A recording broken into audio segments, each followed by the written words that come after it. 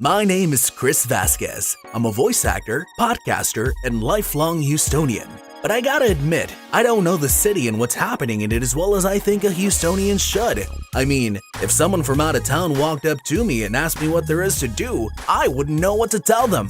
That's what inspired this podcast. I want to clue you in on news, cool events, quirky things our fellow Houstonians do, what the best new food places are, and highlight people that are doing their part to better this city, becoming real-life Houston heroes. This is Houston Happenings.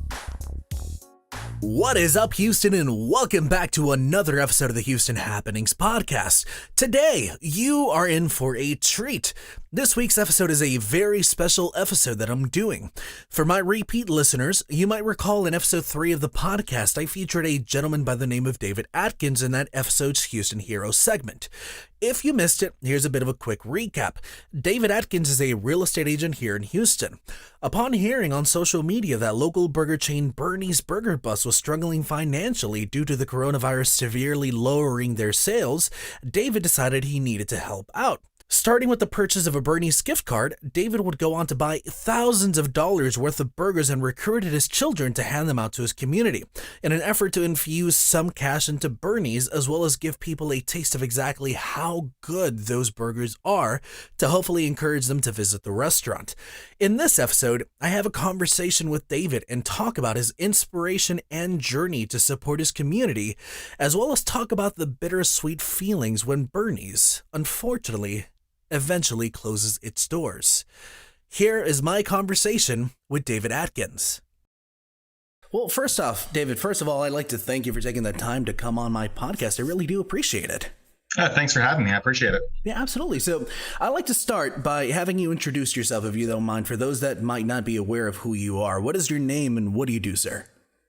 Well, my name is David Atkins, and I am a listing agent for Martha Turner Sotheby's International, real estate company here in Houston, Texas, focusing on residential.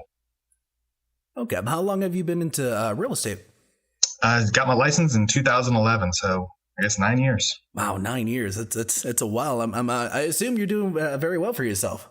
I'm paying the bills. It's working out. Yeah. I mean, that's all that matters at the end of the day, right? Yeah.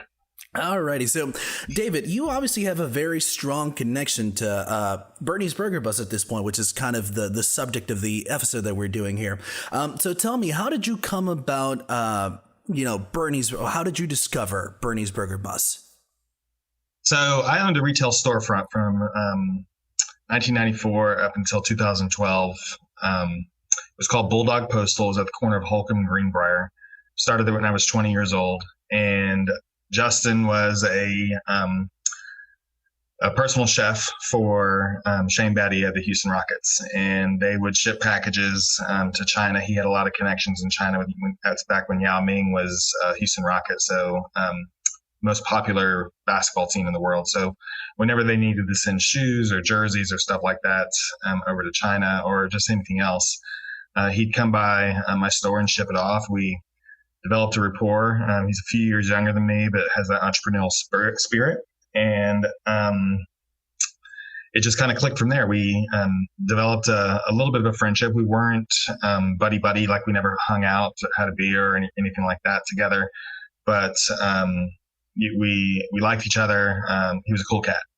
Oh, okay. And when you say Justin, yeah, that's Justin Turner, owners of Bernie's Burger Bus, correct? Yes, that is correct. Okay.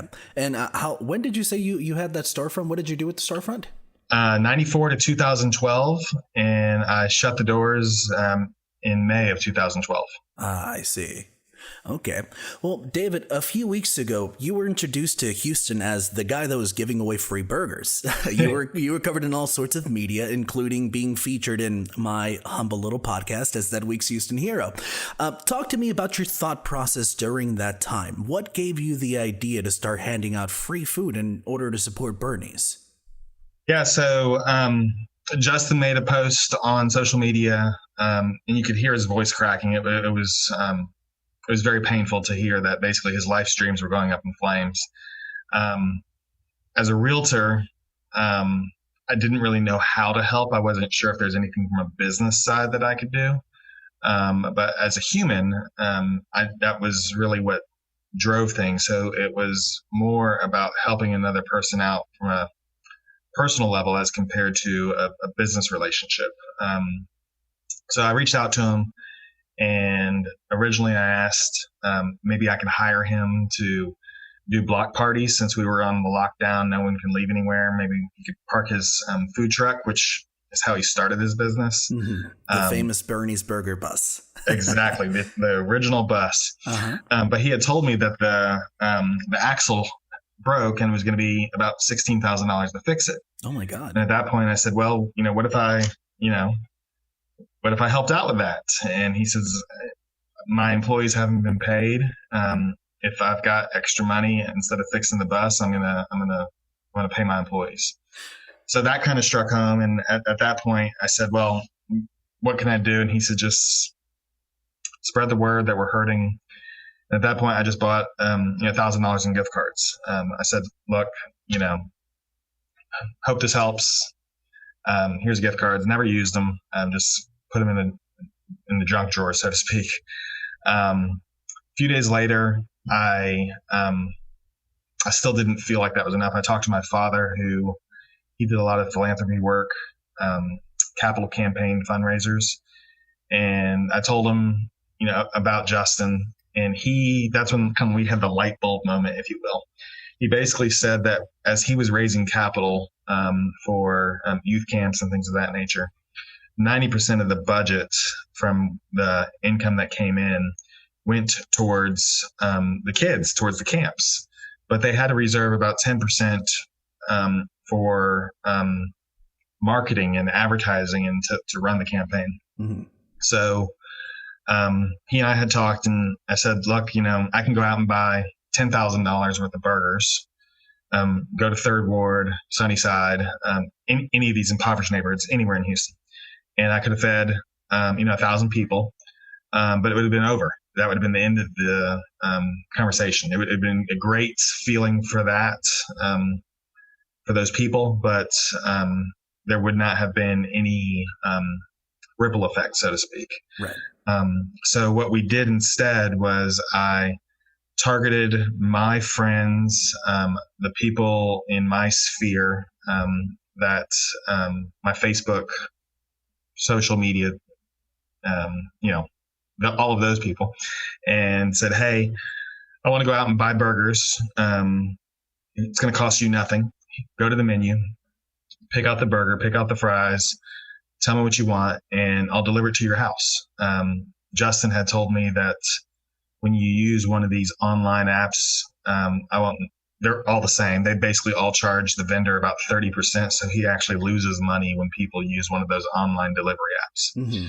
So instead of just going out telling people to order and have one of those delivery companies bring it to their house, I was going to be effectively the delivery boy.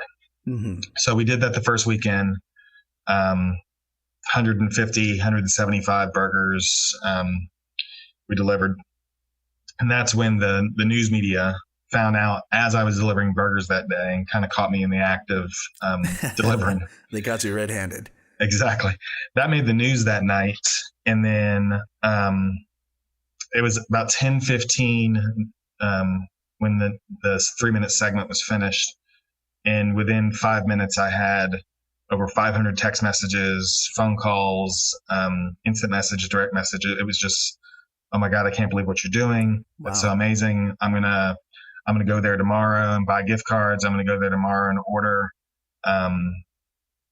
But the whole idea as I was delivering was not to plug David Atkins as a realtor. I never even mentioned that I was a realtor. I actually suggested on the newscast, don't say what I do.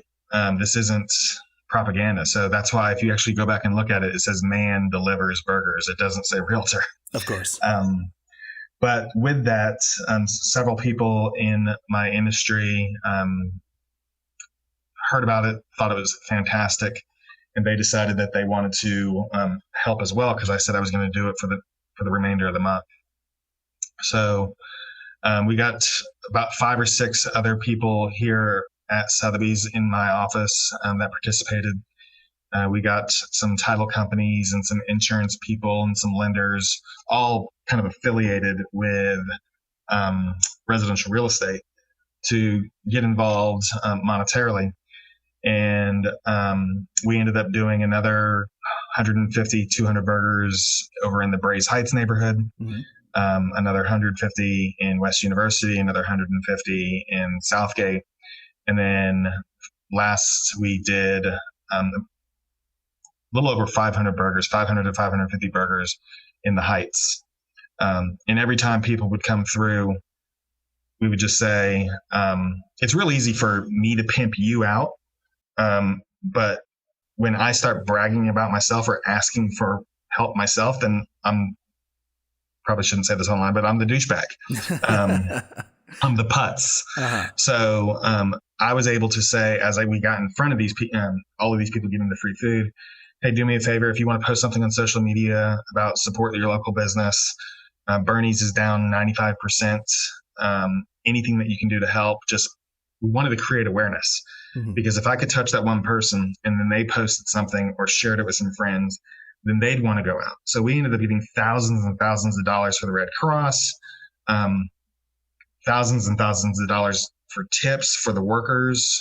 A lot of the restaurant business is not legal as far as employment. So they didn't have any access to PPP or any of the benefits that the rest of us have. So it just created awareness and it became infectious. We probably generated over $15,000 worth of revenue for Bernie's, probably another $5,000 in donations for the food bank.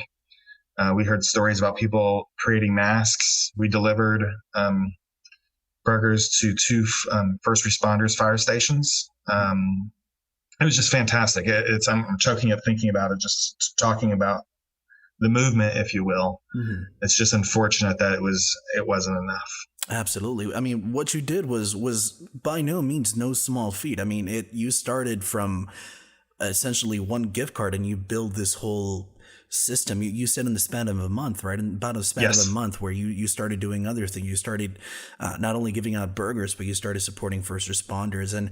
And I think what you did is very important because especially in the times that we live now with this whole coronavirus pandemic, it is very important to go out and support local businesses. That's one of the reasons why I started this podcast, because I want to highlight people that are struggling, that are hurting, that, like you said, they were not set up to deal with something like this. They weren't set up or taught to keep gloves on hand or keep masks on hand or change their procedures to be social distance. And I think what you did really kind of started a movement in Houston to help local businesses out. I know when I saw the article, it was very inspiring to me. I said, you know what, I need to highlight this person, even though my podcast is a very small podcast and it doesn't have much reach yet, hopefully. I wanted to do what I could to show my circle of friends and my circle of acquaintances not only what you were doing, but the point of why you were doing it, which is to go help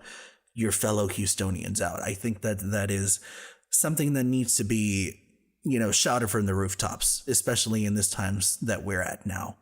Yeah. That, and then the other part is the next generation. I took my son and daughter to go deliver with me. We used to deliver socks and toothbrushes and toothpaste and bottles of water on Christmas Day. Wow. To the homeless. And unfortunately, that can be very dangerous. My daughter's only 9, but we did this several years ago. And you just don't know what you're walking into. You're walking up to a tent or someone on the side of the road, and it's kind of an invasion of their space. So we stopped doing that, but we've done very well as far as career-wise. We're in a fortunate place. We don't live beyond our means. And showing my children that, hey, we're delivering food to this person here. They lost their job. They don't have money. They don't know how they're going to pay for gas next month. And I wanted to be able to humble them. And maybe it was a little bit of an over exaggeration, because we'd walk up to a couple homes that were probably worth $1.5 million and telling my daughter that they don't have any money. She didn't quite know that at the time, but it created an impact. And, she was all proud being on TV and told her friends about it. And then next thing you know, other kids on the block started doing lemonade stands, and they were donating the money to homeless shelters or the Red Cross. So, someone quoted that our generation of children coming up is so entitled, and they don't know the meaning of hard work. And that was said by Harry Truman. So every older generation has always said that the next generation is entitled. It's a constant thing that I hear, that these millennials think that they're entitled. No, they don't. They think exactly what I thought. But that doesn't mean that you should give up on trying to pass along good deeds and building character, humanity, just caring about your fellow man, whether it's someone you know or don't know. If they need help, you're not doing it for the accolades. You're doing it for internal peace of mind. It just feels good. Since we're mentioning quotes, there is a quote from a motivational speaker. His name was Zig Ziglar. Unfortunately, he passed away in the 90s. I'm not sure if you're aware of him, but it's one of my favorite sayings. And I think if more people live their life by, these standards, I think it would do tremendous good in the world. And Zig Ziglar said, you can have everything in life that you want if you would just help enough other people get what they want. I truly believe that. I believe you would agree with that, wouldn't you, Mr. David? Absolutely. Absolutely. All right. So, unfortunately, as of a couple of Mondays ago, Bernie's Burger Bus has unfortunately closed its doors for the foreseeable future. It's sad to see such a Houston icon that was built over 9 years disappear in the span of only a few months.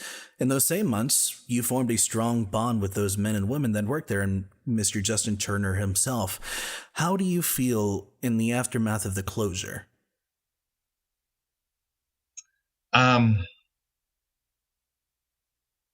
Like I didn't do enough. I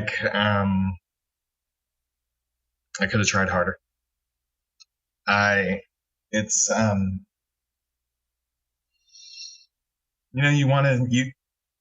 Anything that you apply yourself to. I was raised, there's yes, sir, no, excuse, sir. And it's very binary. You need to pass or fail. And, I poured a ton of energy into it. I had a lot of vigor. There's a lot of enthusiasm. Unfortunately, after about the third week in, real estate started to get very, very busy. And, jokingly at the time, I was saying, well, I got to sell these houses because I got to pay for this. And, it's the month of June. I have 9 closings for the month of June. Most agents don't get 9 closings a year. Yeah. Congratulations on that. Thank you. But,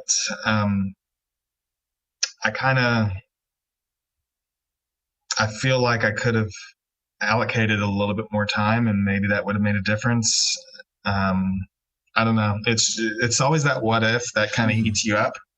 Sure. The girlfriend that left you, if I would have told her one more time that I loved her, if I would have kissed her goodbye one more time, of course, that sort of thing that you'll never know. So, it hurt. And then having my kids, when he called me that Thursday morning, when he was right before he announced on social media to let me know that he was closing. And, I had told my family that we were going to get there Sunday morning. We're going to have a meal, our last meal there. And then I had to go do open houses from 12 to 2 and 3 to 5. But we were going to be there first thing and have our food and, be able to hang out. And then Saturday evening, they completely ran out of meat. And I had to go home and tell my kids that we're not going to be able to go there. They ran out of food, and you don't ever want to tell a kid that they're getting something for Christmas and not deliver. Of course. That's a good way to get in trouble.